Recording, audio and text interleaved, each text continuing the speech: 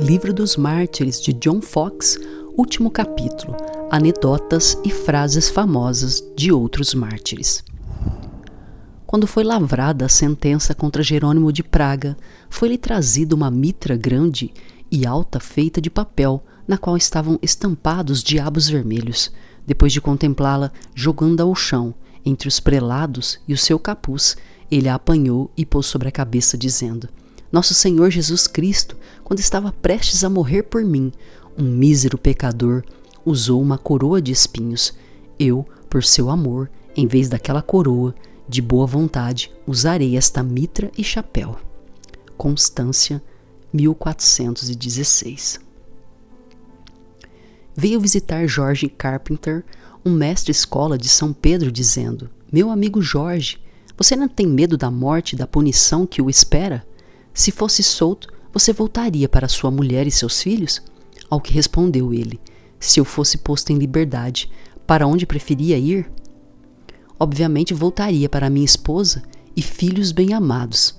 Disse então o mestre-escola: Revoga o seu depoimento anterior, mude sua opinião e terá a liberdade.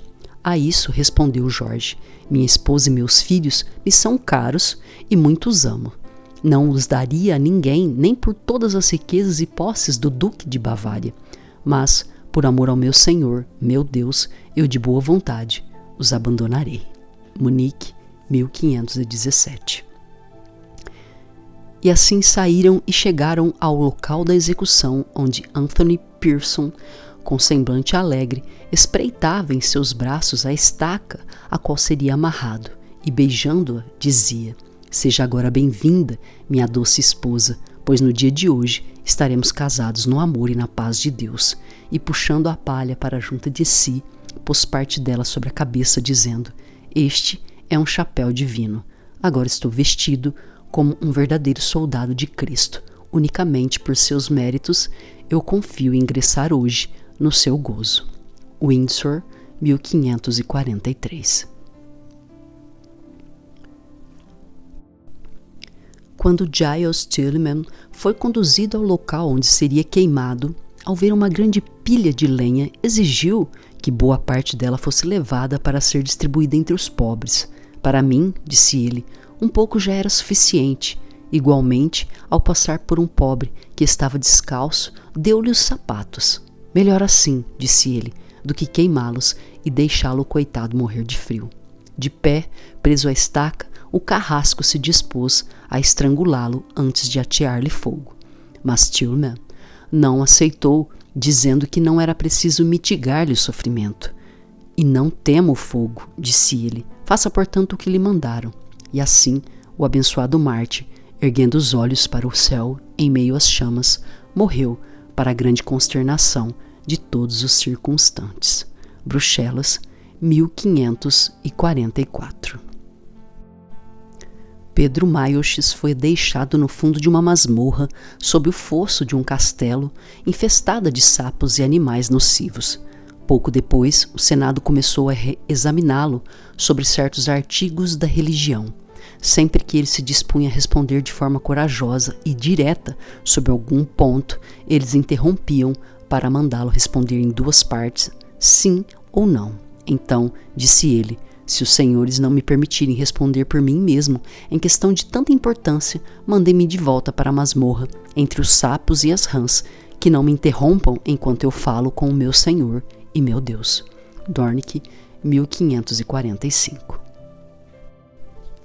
Disse o Sr. Wingfield a Kirby: Lembre-se de que o fogo queima. Tome cuidado com o que o Senhor está fazendo. Não assuma mais responsabilidades do que o Senhor pode honrar. O terror é grande, a dor será extrema e a vida é doce. Melhor seria aceitar o perdão enquanto é possível, enquanto há vida e esperança, do que agir precipitadamente e depois ter de recusar. Respondeu Kirby: Ah, Sr. Whitfield, esteja presente quando eu for queimado, que então dirá: ali está queimando um soldado cristão. Pois eu sei que o fogo, a água, a espada e outras coisas estão nas mãos de Deus, e Ele não permitirá que eles nos sobrevenham em intensidade superior à força que Ele nos dará para suportá-los. Spyrick, 1545. Quando a corda foi passada em volta do corpo de Anne Adalbert, ela a chamou de seu cinto nupcial, com que se casaria com Cristo, sendo que ela deveria ser queimada num sábado, na véspera da festa de São Miguel. Dizia ela: num sábado casei-me pela primeira vez, e num sábado hei de me casar de novo. Orleans, 1549. Por volta das 10 horas chegou o xerife em seu cavalo com muitos outros cavalheiros e sua comitiva escolhida para assisti-lo. Entre eles estava Christopher Wade, amarrado sobre o seu cavalo, ao lado de uma certa Marjorie Polly de Thunderbridge. Os dois vinham cantando um salmo, assim que ao longe vislumbrou uma multidão reunida no local onde ele seria executado, que aguardava sua chegada. Disse Marjorie em alto e bom som: alegre-se, Wade. Veja quanta gente reunida para celebrar hoje o seu casamento. Wade, indo direto para a estaca, tomou-a nos braços, beijou-a e, de costas para ela, ficou de pé dentro de um barril de piche. Tão logo estava assim posicionado, ergueu as mãos e os olhos para o céu e, com voz entusiasmada, recitou o último verso do Salmo 86. Mostra-me um sinal de teu favor, para que o vejam e se envergonhem os que me aborrecem, pois tu, Senhor, me ajudas e me consolas. O xerife com frequência o interrompia, dizendo: acalme-se, Wade, e enfrente a morte com paciência. Eu estou calmo, respondia ele. Graças a Deus estou calmo, senhor xerife, e assim espero morrer, puxando para junto de si os juncos que os rodeavam, e ele os abraçava com as mãos. Fazia uma abertura diante do rosto para que ouvissem sua voz. Percebendo isso, os seus torturadores iam atirando lenha na direção da abertura, que ele contudo afastava como podia, com o rosto. Já ferido por uma acha que o atingiu, quando lhe atearam fogo, ele dirigiu-se a Deus gritando: Senhor Jesus, recebe a minha alma. Mas não deu mostras ou sinais de impaciência diante do fogo. Dartford, 1555.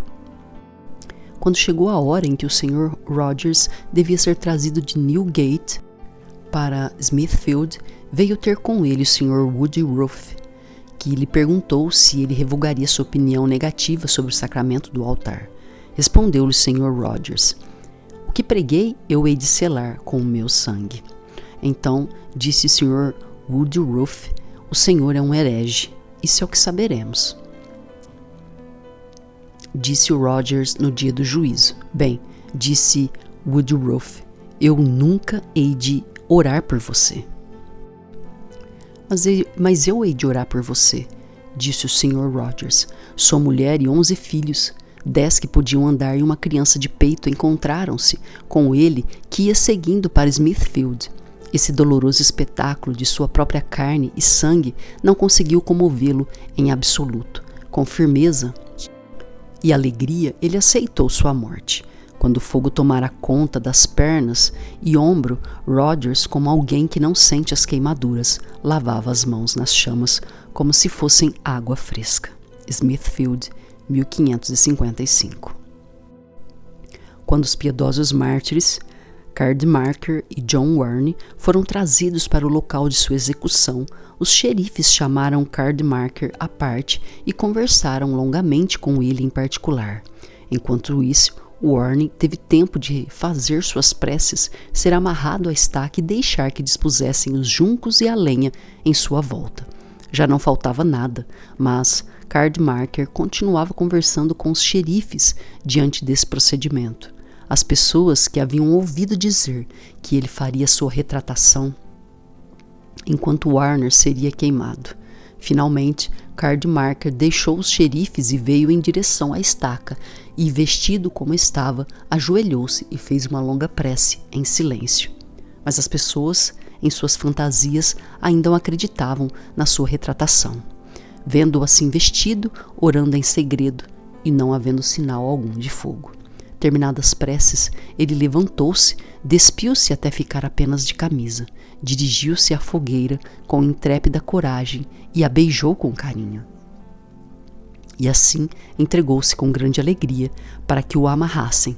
As pessoas, vendo que ele de repente acontecia o que ele contrariava-lhes as temerosas expectativas, como quem se liberta de uma grande dúvida, gritaram de alegria: Deus seja louvado, que o Senhor lhes dê força, Cardmarker.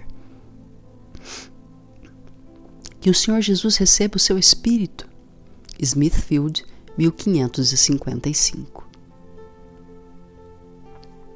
Quando esse homem bondoso, Railings White, a caminho da fogueira, passou pelo local onde sua pobre mulher e filhos estavam aos prantos, sentiu o súbito encontro como uma punhalada no coração, e as lágrimas banharam-lhe o rosto.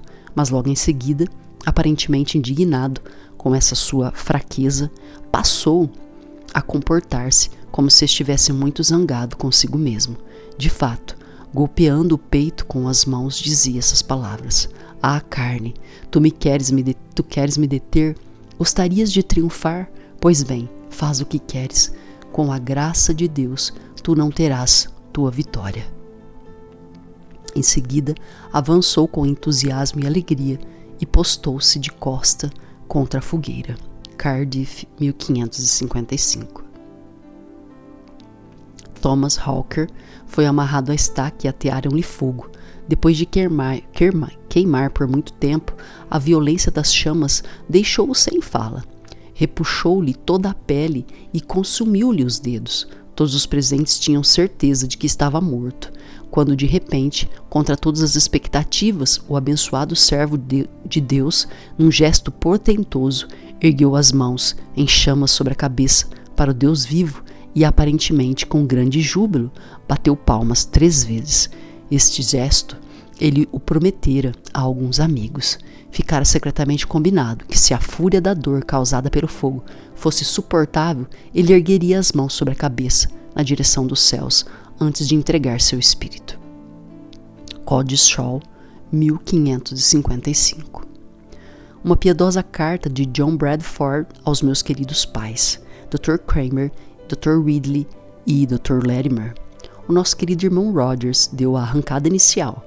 Hoje, me parece, ou será no máximo amanhã, o corajoso Hooper, o sincero Saunders e o confiável Taylor encerram o seu curso mortal e recebem sua coroa. O seguinte serei eu. A cada hora aguardo o porteiro que me abrirá as portas para segui-lo e ingressar no almejado repouso. Que Deus me perdoe a ingratidão para com sua imensa misericórdia. Aprouve-lhe escolher-me a mim entre tantos milhares, para que eu fosse aquele em quem ele irá padecer. Ah, quem sou eu, Senhor, homem vil e miserável, que sempre fui? Quem sou eu para que tu me exaltes? E este é o teu modo de proceder, mandar apanhar alguém tão mísero e hipócrita como eu numa carruagem de fogo, assim como fizeste com Elias? Ah, queridos pais, sejam gratos por mim e orem por mim, a fim de que eu sempre possa ser considerado digno, para que em mim o Senhor queira santificar o seu santo nome. E quanto aos senhores, fiquem bem preparados, pois nós somos apenas seus batedores. As bodas do Cordeiro estão preparadas. Venham para as bodas. Smithfield, 1555. Quando trouxeram Robert Samuel para ser queimado, algumas testemunhas ouviram-no contar sobre coisas estranhas que lhe aconteceram durante o tempo passado na prisão. Primeiro, depois de ter passado muita fome por ficar sem comer por 2 ou 3 dias seguidos, ele adormeceu e ficou assim, dizer num estado de torpor. Pareceu-lhe então ver diante de si alguém todo de branco, que o consolava com as seguintes palavras: Samuel, Samuel, anime-se e crie coragem, pois a partir de hoje tu nunca mais passarás fome ou sede. Não menos memorável e não menos digno de nota é o episódio das 3 escadas que ele afirmou e vários ouvintes ter visto em seu sono. Estavam apoiadas no céu, mas uma delas era um pouco mais comprida que as demais. No fim, porém, as 3 se encontravam e, por assim dizer, se juntavam numa só. Enquanto o piedoso Martin se encaminhava para a fogueira, numa donzela Uma donzela aproximou-se dele, enlaçou-lhe o pescoço e o beijou, conforme ela mesma me informou. Depois, no dia seguinte, ela foi procurada por algumas dos presentes que notaram seu gesto e a queriam presa para ser depois queimada. Todavia, de acordo com os desígnios divinos, ela fugiu daquelas mãos sedentas de fogo e por um bom tempo manteve-se escondida na cidade. Mas, assim como essa donzela, cujo nome é Rose Nottingham, foi milagrosamente preservada pela providência divina, 2 outras mulheres honestas sucumbiram ao furor e à fúria daquela ocasião, a esposa de um cervejeiro e a de um sapateiro. Mas agora as 2 estão unidas depois de desposar um novo marido, Cristo. A donzela mencionada acima conhecia muito bem e era amiga das 2 mulheres. Certa vez, quando ela aconselhava uma das 2 a esconder-se por uns tempos, enquanto lhes era possível, recebeu de imediato a seguinte resposta: sei muito bem que é legítimo fugir e você pode usar esse expediente se quiser, mas o meu caso é outro. Estou vinculada a meu marido e, além disso, tenho crianças pequenas em casa. Por isso, pelo amor de Cristo e a sua verdade, estou decidida a resistir até o extremo nessa questão. E assim, no dia seguinte, depois da execução de Samuel, essas 2 piedosas mulheres, Annie Potten, esposa do cervejeiro, e John Truckfield, esposa do sapateiro Michael Truckfield, de Whippity, foram presas e conduzidas juntos para a mesma prisão. Como por seu sexo e natureza fossem um tanto delicadas, tiveram no início dificuldades para suportar as agruras do cárcere. De modo especial, a mulher do cervejeiro sofreu grandes angústias e tribulações mentais, mas Cristo, atento à fragilidade de sua serva, não deixou de ajudá-la em sua necessidade. No fim, as 2 foram executadas depois de Samuel, no dia 19 de fevereiro de 1557. Não há dúvidas de que eram elas as 2 escadas que foram vistas apoiadas no céu por Samuel, o abençoado servo de Cristo, executado no dia 31 de agosto de 1555. Era a voz corrente entre alguns dos que estiveram presentes e viram Samuel na fogueira que seu corpo, ao queimar, brilhava aos olhos dos circunstantes, emitindo luz e assumindo uma cor de prata polida. Norwich, 1555 e 1556. Foi executada na cidade de Derby uma mulher pobre, piedosa e honrada, cega de nascença, solteira, que tinha cerca de 22 anos de idade e se chamava John Waste. Era filha de William Waste, homem pobre e honesto, barbeiro por profissão, que às vezes também fabricava cordas. Ela nascera cega. Quando tinha 12 ou 14 anos, aprendeu a tricotar luvas, polainas e outros artigos que, com o passar do tempo, ela fazia muito bem. Além disso, conforme se apresentasse a ocasião, ajudava o pai a trançar cordas e a fazer outras coisas que sabia. Jamais ficava ociosa. Durante o reinado de Eduardo VI, de abençoada memória, ela adquiriu o hábito de ir diariamente à igreja para o serviço religioso e era conduzido na língua vernácula. Assim, ouvindo homilias e sermões, ela acabou ficando muitíssimo apegada à religião que era ensinada na época. No fim, tendo conseguido com o seu trabalho dinheiro suficiente para comprar um Novo Testamento, encomendou um exemplar para si mesma. Embora não tivesse instrução e pela cegueira não pudesse ler, ela, graças ao seu grande desejo de gravar na memória as palavras das Santas Escrituras contidas no Novo Testamento, estabeleceu contato com um certo John Hurt, que então estava preso na delegacia de Derby por causa de dívidas. Como se John Hurt era um septuagenário que no cárcere tinha muito tempo livre na sua solidão, graças a um insistente pedido dela, à guisa de exercício pessoal, lia-lhe diariamente um ou outro capítulo do Novo Testamento. Se na alguma ocasião John Hurt estava ocupado com outra atividade ou impedido por doença, ela recorria a outra pessoa que soubesse ler. Às vezes pagava 1 penny ou 2, dependendo daquilo que se dispunha. Para alguém que não se dispunha a ler de graça, determinava de antemão quantos capítulos do Novo Testamento deveriam ser lidos, ou quantas vezes um determinado capítulo deveria ser repetido, mediante um determinado preço. Além disso, Ocorria com John Wace um fato notável. Apesar de ser totalmente cega, ela conseguia, sem o auxílio de guia nenhum, chegar a qualquer igreja na cidade de Derby ou qualquer outro lugar onde ela faria seu exercício de leitura. Com isso, ela muito se beneficiou. Sabia de cor muitos capítulos do Novo Testamento. Por outro lado, sabia combater com competência, usando várias passagens das Escrituras, tanto o pecado como outros abusos religiosos que na época estavam muito em voga entre muita gente. Apesar da recaída geral da maior parte do reino do antigo papismo, essa mulher pobre e cega, firme em sua consciência, sempre continuou com seu antigo exercício. Derby, 1556. Então, os dois bispos se cansaram desse William Timms, que os atormentara por 6 ou 7 horas. A essa altura, eles começaram a compadecer-se de Timms e passaram a fazer-lhe agrados, dizendo: "Ah, meu amigo", disseram eles, "você é corajoso e de índole boa e independente. Que bom seria se você também fosse mais instruído." "Eu lhes agradeço, meus senhores", disse Timms. "Os senhores são pessoas instruídas. Que bom seria se tivessem uma boa índole." Londres, 1556. O manco Hugo Leverrock e o cego John A. Price foram levados de Newgate para Stratford-le-Ball numa carroça, sem nenhum alarde. Louvando a Deus, foram queimados e nas mãos deles entregaram suas almas. Hugo Leverrock, depois de acorrentado, jogou fora as muletas e, confortando seu colega de martírio, John A. Price, disse-lhe: "Anime-se, meu irmão, pois o dono de Londres é o nosso médico. Em breve ele nos há de curar. Você deixará de ser cego e eu já não serei coxo." Stratford-le-Ball, 1556.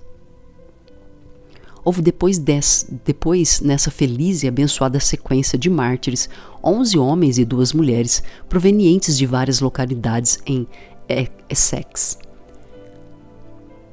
Seus nomes eram os seguintes: Henry Edlington, Lawrence Parnham, Henry Wynne, William Hallam, Thomas Borrow, John Sears, Edmund Hurst, Lyon Call, Ralph Jackson, John Darrifall, John Roth, Elizabeth Paper e Agnes George. Depois que os 13 foram condenados e a data da execução marcada, foram divididos em 2 grupos e alojados em 2 salas separadas. O xerife dirigiu-se a um dos grupos e lhes disse que os do outro grupo se haviam retratado e, consequentemente, teriam suas vidas poupadas. Exortou-os, assim, a que fizessem o mesmo e não desperdiçassem a própria vida. Responderam-lhe eles que sua fé não se baseava nos homens, estava construída sobre Cristo crucificado. Então o xerife, percebendo que com eles não conseguiria nada, dirigiu-se ao outro grupo e disse-lhes a mesma coisa, que os do outro grupo, com quem estivera antes, haviam se retratado e, portanto, não seriam executados. Aconselhávamos a que fizessem o mesmo e a agir como pessoas sensatas e não se suicidar por teimosia. Responderam-lhe eles como haviam antes respondido os seus irmãos, dizendo que sua fé não estava construída sobre os homens, mas sim sobre Cristo e sua palavra segura. Ora, quando percebeu que era inútil tentar persuadi-los, pois eles estavam, graças a Deus, firmemente apoiados na rocha de Jesus Cristo, o xerife os conduziu para o local de sua execução. Ali, todos juntos, com a máxima sinceridade, oravam a Deus e com alegria caminharam para a estaca e, abraçando-a, beijaram-na com entusiasmo. Os 11 homens foram amarrados a 3 estacas e as mulheres ficaram soltas no meio deles. E assim foram todos queimados numa única fogueira, demonstrando tal amor uns pelos outros e tanta firmeza em Cristo, nosso Salvador, que todos os circunstantes ficaram maravilhados. Stratford-le-Ball, 1556. Um menino cego chamado Thomas Drownray sofreu seu martírio em Gloucester. Dr. William, na época chanceler daquela cidade, apresentou ao menino certos artigos como soía acontecer em casos semelhantes. Chanceler: você não acredita que depois das palavras da consagração pronunciadas pelo sacerdote, o corpo real de Cristo está presente no sacramento do altar? Respondeu-lhe o menino cego: não, nisso eu não acredito. Chanceler: então você é um herege e será queimado. Mas quem lhe ensinou essa heresia? Foi o senhor, chanceler. Onde? Diga-me, por favor. Ali, exatamente naquele lugar, e apontava para o púlpito. Quando ensinei isso? Quando o senhor pregou um sermão perante todo o mundo sobre esse sacramento. O senhor disse que o sacramento devia ser recebido como algo espiritual pela fé e não como verdadeira carne, como os papistas sempre ensinaram. Faça como eu fiz e você viverá e se livrará da fogueira. Embora o Senhor possa facilmente desobrigar-se e zombar de Deus, do mundo e da consciência, isso para mim eu não quero. Então, que Deus tenha piedade de você, pois agora vou ler a sentença da sua condenação. A vontade de Deus será cumprida. O escrivão, bastante comovido, levantou-se e disse ao chanceler: que vergonha, meu senhor! O senhor vai ler a sentença contra ele e condenar a si mesmo? Abandone o caso, ache algum substituto para julgá-lo e lavrar a sentença. Não, senhor escrivão, a lei será cumprida e eu mesmo lavrarei a sentença de acordo com o meu cargo. Gloucester, 1556. Sir Richard Bridges mandou que trouxessem Julius Palmer aos seus aposentos. Ali, amigavelmente, o exortou a renunciar à sua opinião, a poupar sua juventude, perspicácia e erudição. Se você for obediente e mostrar que sinceramente está arrependido e pode emendar-se, disse ele, eu prometo que lhe darei comida e bebida, livros e 10 libras anuais pelo tempo que você morar na minha casa. E se você decidir casar-se, eu lhe arranjarei uma esposa e um sítio e o ajudarei a montá-lo e a equipá-lo para você. O que me diz isso? O que me diz disso? Palmer agradeceu cortesmente, mas com muita modéstia e reverência, concluiu que como ele já havia em 2 lugares renunciado à sua vida por causa de Cristo, assim com a graça de Deus estava disposto a entregar e dar também sua vida por ele, quando Deus lhe propiciasse a ocasião. Quando Sir Richard percebeu que de modo algum ele cederia, disse-lhe: bem, Palmer, então eu vejo que um de nós 2 deverá ser condenado, pois temos 2 fés diferentes e eu tenho certeza de que apenas uma fé conduz à vida e salvação. Palmer: ah, meu senhor, eu espero que nós 2 sejamos salvos. Sir Richard: como? Isso seria possível? Perfeitamente, meu senhor, pois assim como aprove o nosso misericordioso Salvador, segundo a parábola do Evangelho, chamar-me na 3ª hora do dia, da mesma forma eu confio que ele o chamou, e há de chamá-lo na 11ª hora de sua velhice, e lhe dará a vida eterna, como quinhão. Você pensa assim? Muito bem, Palmer, muito bem. Gostaria de tê-lo comigo por 1 mês em minha casa. Não duvido que eu converteria você, e então você me converteria. Disse então o Sr. Winchcombe: tenha pena de seus anos dourados e das flores agradáveis da robusta juventude, antes que seja tarde demais. Palmer: meu senhor, eu almejo aquelas flores que estão prestes a se abrir e que nunca hão de murchar. Newbury, 1556.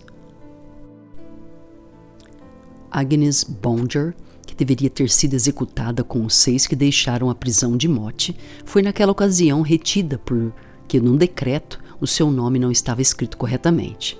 Quando os 6 foram chamados para ir ao encontro de seu martírio, e Agnes Benjor viu-se separada de seus colegas de prisão, como foi comovente seu choro, como foi amargo seu pranto, que estranhos pensamentos vieram-lhe à mente, como se sentiu desolada e despojada, em que estado de desespero mergulhou sua pobre alma. Era um espetáculo portentoso e comovente. Tudo isso acontecia pelo fato de ela não poder estar com eles e entregar sua vida em defesa de seu Cristo. De tudo que existia no mundo, a vida era o que menos lhe interessava. De fato, naquela manhã em que foi retida e não pôde seguir para a fogueira, Ela vestira uma blusa preparada exclusivamente para a ocasião.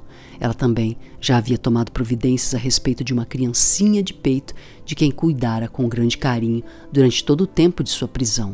Ela havia enviado a outra babá e agora se preparava para entregar-se em testemunho do glorioso Evangelho de Jesus Cristo. Preocupava-se tão pouco com esta vida e os dons de Deus operavam nela de tal forma, superando a natureza, que morrer lhe parecia muito mais vantajoso que viver. Estando ela em grande confusão mental, veio visitá-la um amigo que lhe perguntou se a obediência de Abraão fora aceita aos olhos de Deus por ele ter sacrificado seu filho Isaque ou por ele ter mostrado sua disposição de oferecê-lo em sacrifício.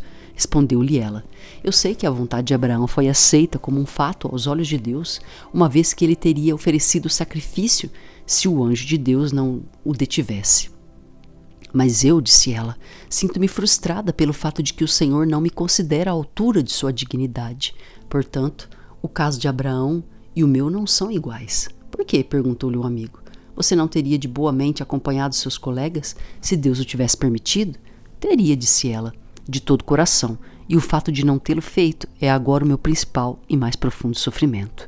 Disse-lhe então um amigo: minha querida irmã, eu lhe peço que analise o caso de Abraão e o seu, e você verá que os dois casos são iguais. Não, infelizmente não é assim, disse ela. Há um fato muito importante no caso de Abraão, que não ocorreu no meu. Abraão foi provado com o oferecimento de seu próprio filho ou não. Portanto, os casos não são iguais. Minha boa irmã, disse-lhe o amigo, pondere a questão com imparcialidade. Concordo que Abraão teria oferecido seu filho, mas você não fez a mesma coisa com o seu bebezinho de peito? Considere também, minha boa irmã, que enquanto Abraão recebeu a ordem de oferecer apenas o filho, você está triste, acabrunhada por não ter oferecido a si mesma, o que de certa forma afeta mais a sua pessoa do que Abraão foi afetado pela sua obediência. Portanto, o seu sacrifício, irmã, não é menos aceito e bem-vindo aos olhos de Deus? Depois dessa conversa, ela passou a controlar-se um pouco e entregou-se totalmente à leitura e oração, onde encontrou muito conforto.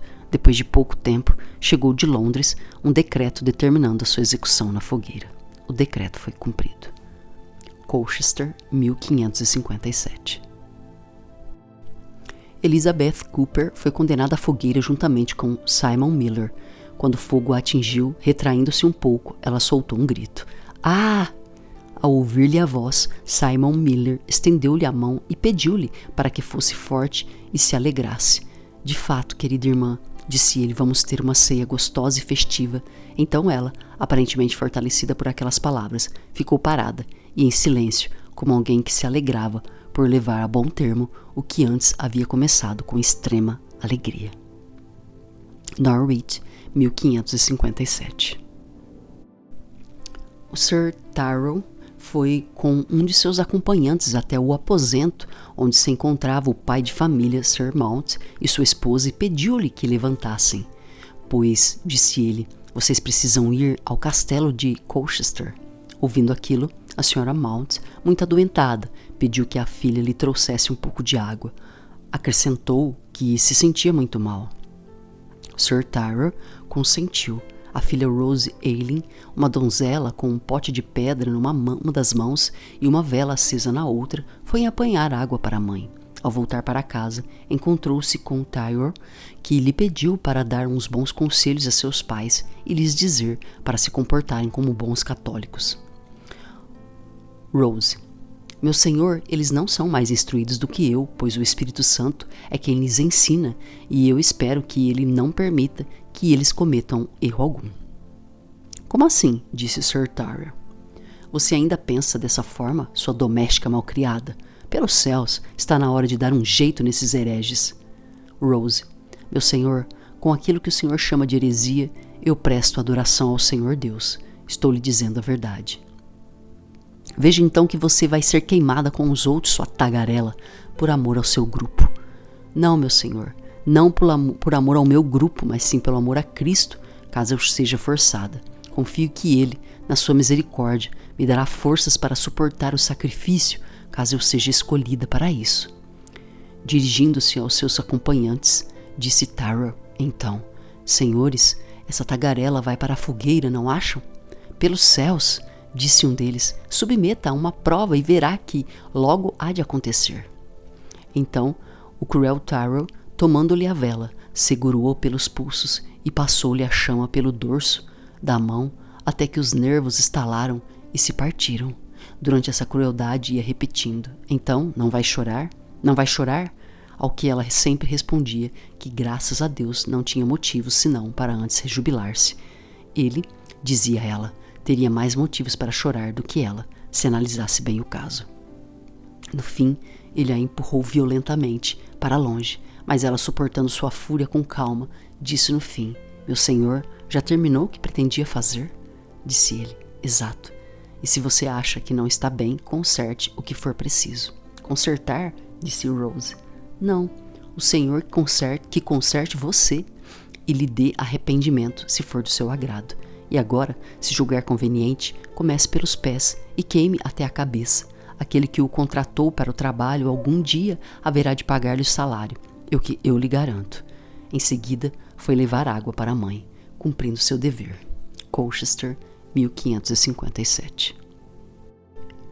Quando esses 6 irredutíveis mártires haviam terminado suas orações, levantaram-se e prepararam-se para a fogueira. Elizabeth Fawkes tirou a anágua e quis entregá-la à sua mãe, que viera até a fogueira para beijá-la e exortá-la a permanecer firme no Senhor. Mas os malvados funcionários não lhe permitiram isso. Portanto, ela apanhou a anágua e atirou para longe de si, dizendo, adeus mundo, adeus fé, adeus esperança. Depois, abraçando o poste da fogueira, disse, sê bem-vindo, amor. Já na fogueira, quando um dos oficiais foi pregar a corrente que a prendia, ao golpear um grampo, errou o alvo e acertou-lhe o ombro com uma violenta martelada. Ela de repente virou a cabeça, ergueu os olhos para o Senhor e orou sorrindo. Em seguida, pôs-se novamente a exortar o povo. Quando todos os 6 estavam igualmente pregados às suas estacas e o fogo os envolvia, bateram palmas de alegria no meio das chamas. Os circunstantes, estimados em milhares, gritavam, que o Senhor lhes dê força, que o Senhor os conforte, que o Senhor derrame suas graças sobre eles. Era maravilhoso ouvi-los repetir palavras como estas. Colchester, 1557. O Sir Rhodes, que havia presenciado a execução de Alstoe em Smithfield, voltava para casa quando se encontrou com um certo Sir Farrer, mercador de Halifax, que lhe perguntou onde ele estivera. Estive, disse ele, num lugar onde eu não teria ido para salvar um dos meus olhos, mas fui lá. Onde você esteve? Insistiu Sir Farrer. Na verdade, disse ele, fui aprender o caminho. Depois lhe contou que fora assistir à execução na fogueira de Alstoe, onde logo em seguida ele também foi queimado. Smithfield, 1557. John Fett passou 15 dias na prisão junto ao tronco, ora amarrado por uma pena e por um braço, ora uma perna, ora pelas duas. Ocorreu que um de seus filhos, um menino de 8 anos de idade, veio até a residência do bispo para ver se obtinha permissão de conversar com seu pai. Chegando lá, encontrou-se com um dos coadjutores do bispo e lhe perguntou se precisava de alguma coisa e com quem ele queria falar. A criança respondeu que viera visitar seu pai. O coadjutor quis saber quem era o pai. O menino lhe disse, e apontando para a torre dos Lollardos, deu-lhe a entender que seu pai estava naquela prisão. Ora, disse o padre, seu pai é um herege. O menino, que tinha muita coragem e presença de espírito, por ter sido criado na piedade e instruído por seu pai e no conhecimento de Deus, respondeu dizendo, meu pai não é um herege, o Senhor é um herege porque o Senhor tem a marca de Balaão. Depois de ouvir aquilo, o padre pegou a criança pela mão e a conduziu para o interior da residência episcopal. Ali, numa ação conjunta, da forma mais vergonhosa e cruel, desnudaram o pobre menino e o açoitaram até deixar-lhe todo o corpo coberto de sangue. Depois levaram a criança, só de camisa, até seu pai, enquanto o sangue lhe escorria até os calcanhares. Quando se encontrou com o pai, o menino caiu de joelhos e pediu a bênção. O pobre homem, contemplando seu filho e vendo-o coberto de tanta crueldade, chorou de dor e disse, que maldade, Will, quem lhe fez isso? O menino explicou, dizendo que estava tentando descobrir como chegar até seu pai, quando um padre, com a marca de Balaão, o levou para a residência do bispo, onde recebeu aquele tratamento. Diante disso, Clanny arrancou a criança das mãos do pai e a reconduziu para o interior da residência episcopal, onde o mantiveram por 3 dias. Bonner, ponderando consigo mesmo sobre o perigo que a criança corria por causa do açoitamento e sobre as graves consequências que o caso poderia ter, achou melhor soltar o prisioneiro Fett, pedindo-lhe que levasse o menino para casa. Foi o que o pai fez, com muito pesar no coração, por ver seu pobre menino num estado tão extremo de dor e sofrimento. 15 dias mais tarde, a criança morreu. Londres, 1558. Fim.